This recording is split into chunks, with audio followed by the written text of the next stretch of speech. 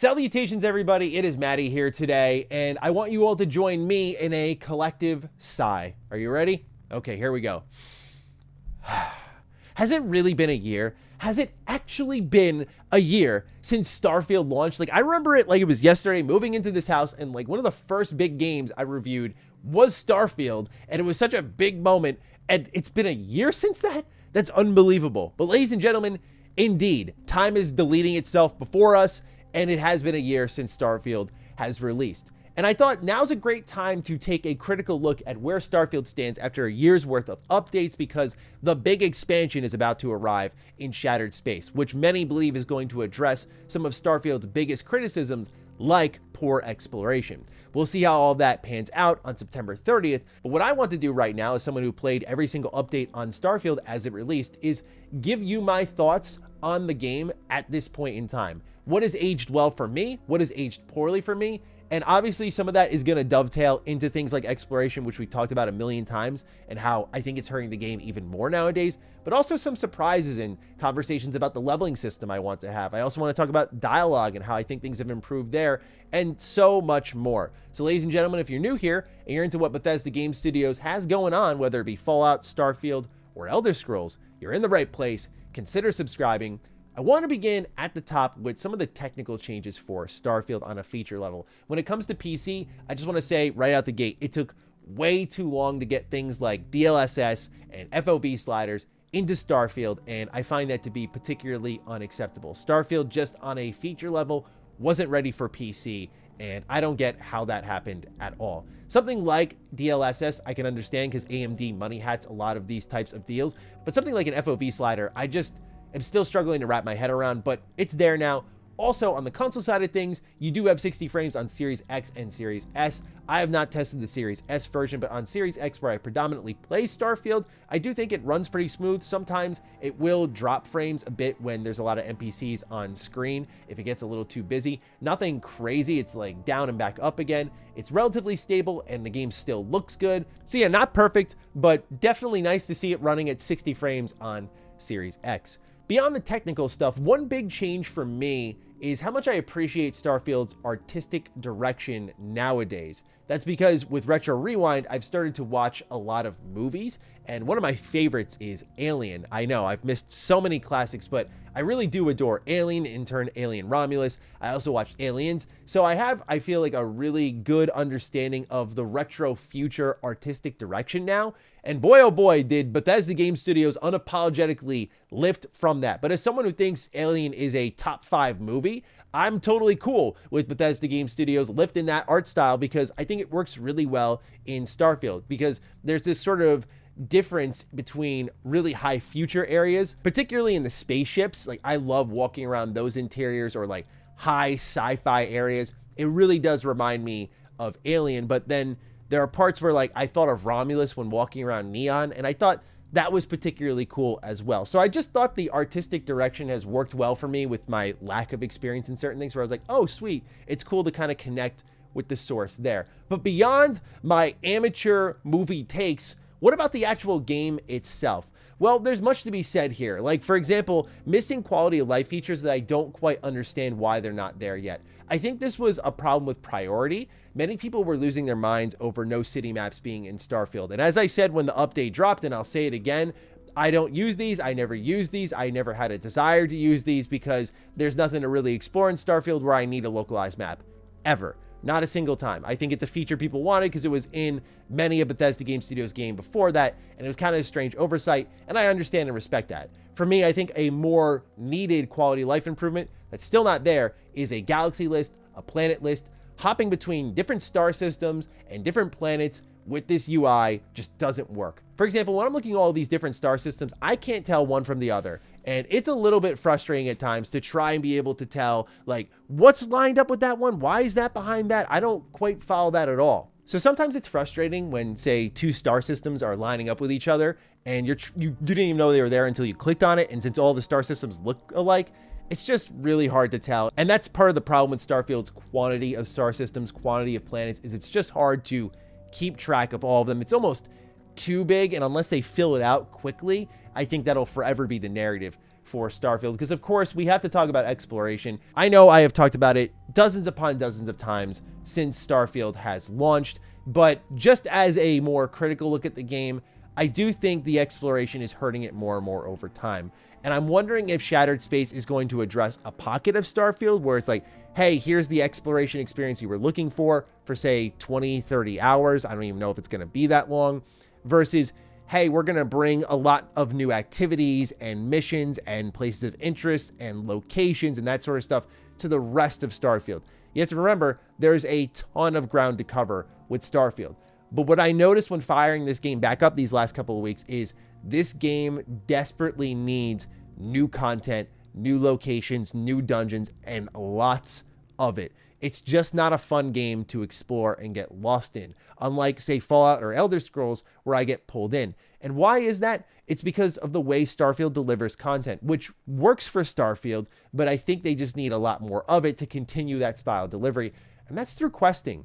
In Starfield, you need to grab quests to find out these places of interest. Unless you want to go through a game of this scale with a fine-tooth comb, best of luck to you, because it's not like Fallout or Elder Scrolls where once I start to run dry of content, I just bring up the world map and I look, that part of the map looks a little empty. Yeah, I might have missed a couple locations there. Let me go hit that. And I do it every single time, and it works like a charm. Whereas Starfield, I can't do that. I can bring up these galaxies and these planets and scan them, I guess, maybe, but it's just like impossible to track all of it at once. It's not like a map where you can bring up a quick look at everything. So in Starfield, when my quest log started to run dry past the 100-hour mark, I was like, okay, I want to play more of this game, but I don't really know where to go. And that's what leads into the problem where Starfield has so many quest categories. Like, you have miscellaneous, missions, activities, and all these are kind of BS to varying degrees, and the best ones are definitely packed into the main story as far as I'm concerned, and the faction missions.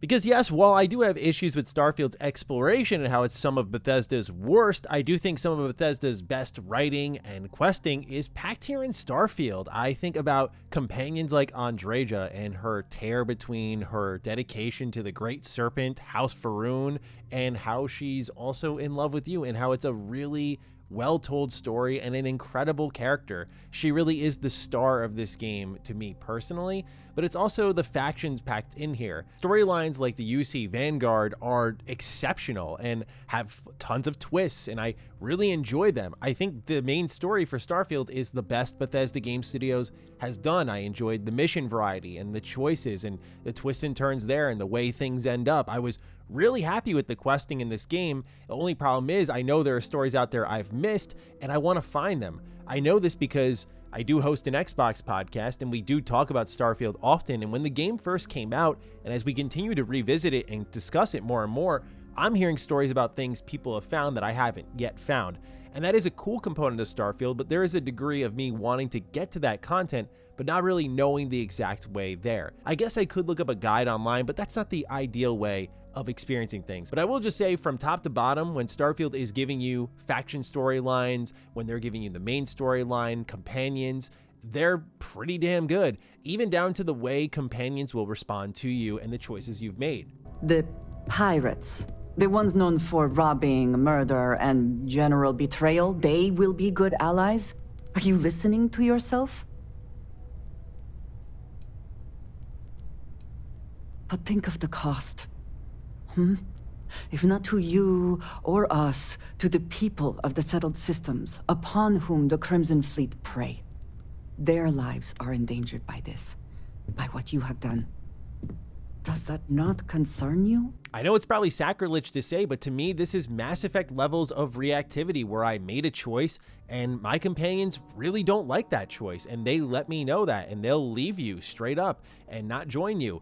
I love that this is packed in the game. It's something we've asked from Bethesda Game Studios for a long time, and while I do get lost in the sauce when it comes to talking about Starfield's exploration woes, I do think this is something that does get overlooked with this game, that it does have pretty decent reactivity across the board and makes me feel like my choices had some impact on the people closest to me.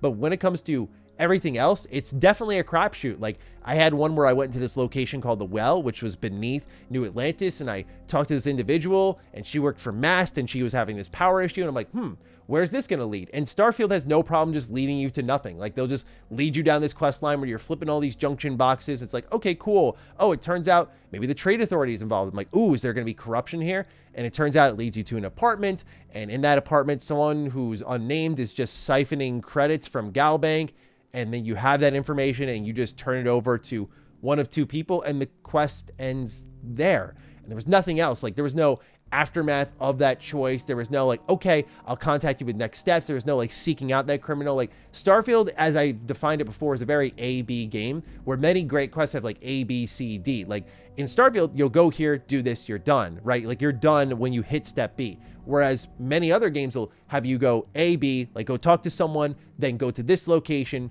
go through this dungeon, and then after you're done with this dungeon, then you'll meet someone at the end of it, and then you'll have a grand finale, and the quest will be over. It is a walk backwards in many cases in Bethesda Game Studios' quest design, and I'm not quite sure why Starfield's quests exist in such a continuously open-ended manner. I think the solution for this, though, is more places like Cydonia on Mars. This is one of the first locations you hit in the main story, and it's what got me kind of excited initially for Starfield, because upon firing it up, I'm like, okay, like I can see the vision here. Like, you have big places like Neon or New Atlantis, and then little settlements like this that have their own quest lines, and they have their own little factions there, and own NPCs that have their own stories to tell. It's like, okay, I can get behind this. But then you quickly find that they're few and far between and difficult to discover if they even are there. And I think just more of these peppered throughout. A civilization per star system would be ideal, quite frankly, because then you have this hub for the entire star system and can kind of build out that way. And if Bethesda could do that gradually over the course of years, I think that would really help this game out a ton. One way they've tried to fix this is because when you drop on these planets, even though there's a lot of procedurally generated content, as you already know, is going from point A to point B took too long. You just had your boost packs, your jump packs. Now they have vehicles in the Rev 8 in the latest update for Starfield, and it's there you can drive around a la, I'd say, Halo style if you're playing it on controller, where you have your two thumbsticks that you're using to steer and aim the camera. And this vehicle also has a weapon on it. You can boost jump with it. You can boost literally with it and go faster.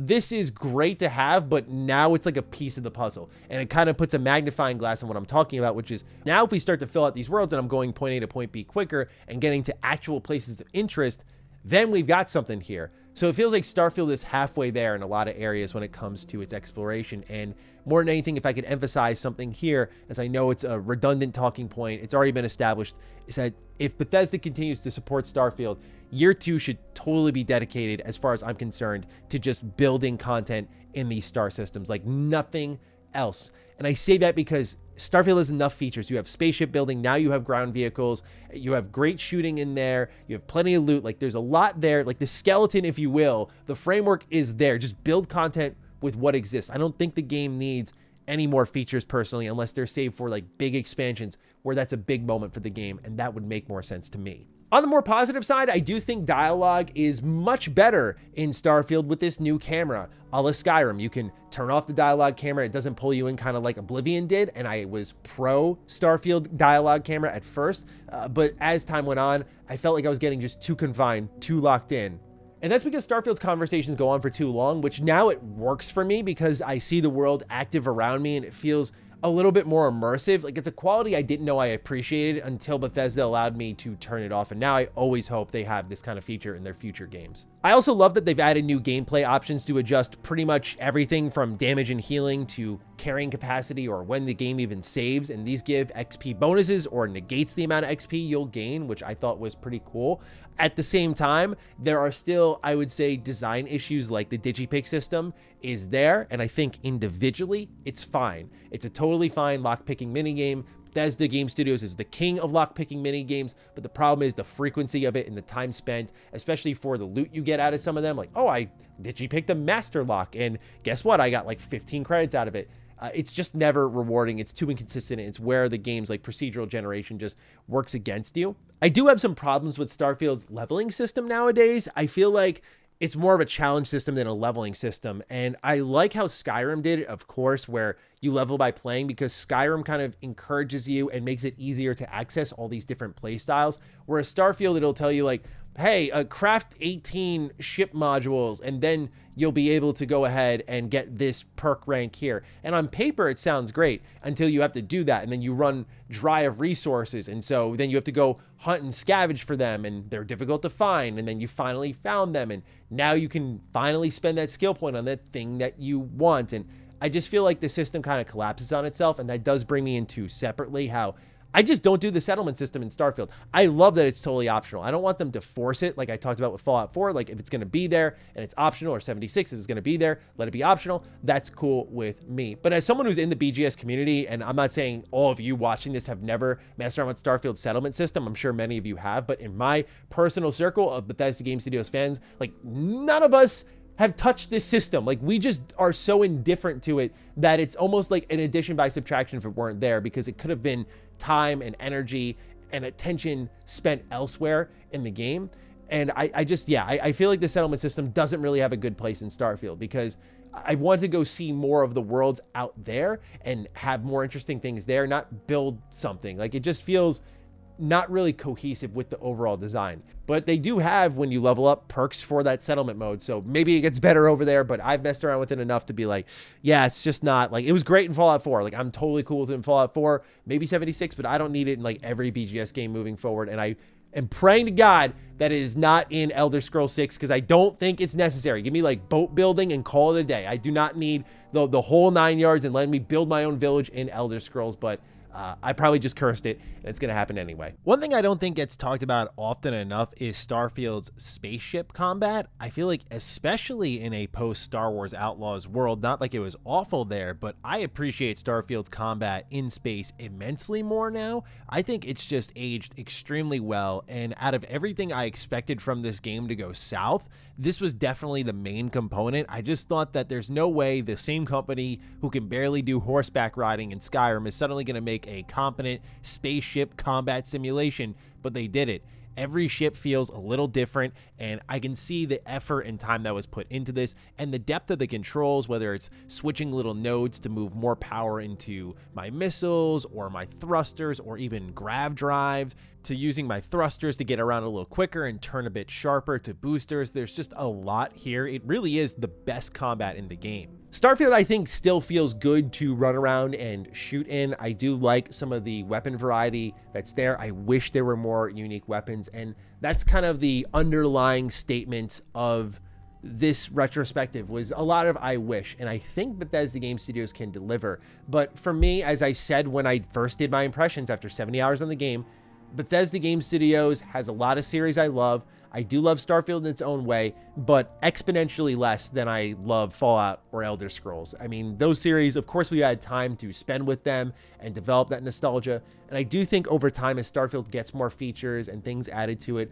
I think time will be kind to Starfield. I've not budged on that point since, but right now in its current state, I think it desperately needs something like Shattered Space to give it that shot in the arm to be like, here's the true potential of this game. And we'll see what happens with that, but I have high hopes for the expansion, because it seems like they're directly targeting feedback, but time will only tell. So ladies and gentlemen, these are my thoughts on Starfield a year later. Still a game I do enjoy, but I want to have that motivation and that fire to pick it up like I do with Fallout and Elder Scrolls, where I think of it and go, man, like what a game. Like I want to go back to that at some point. I don't get that with Starfield, and I feel like I could get it with Starfield, but it needs a lot more work to get there. And that's saying a lot from me, and you already know that. So ladies and gentlemen, let me know your thoughts on Starfield a year later. Fire away down below. Other than that, take excellent care of yourselves, and I will see you in the next video. Stay sexy, stay active. I love you all. Peace.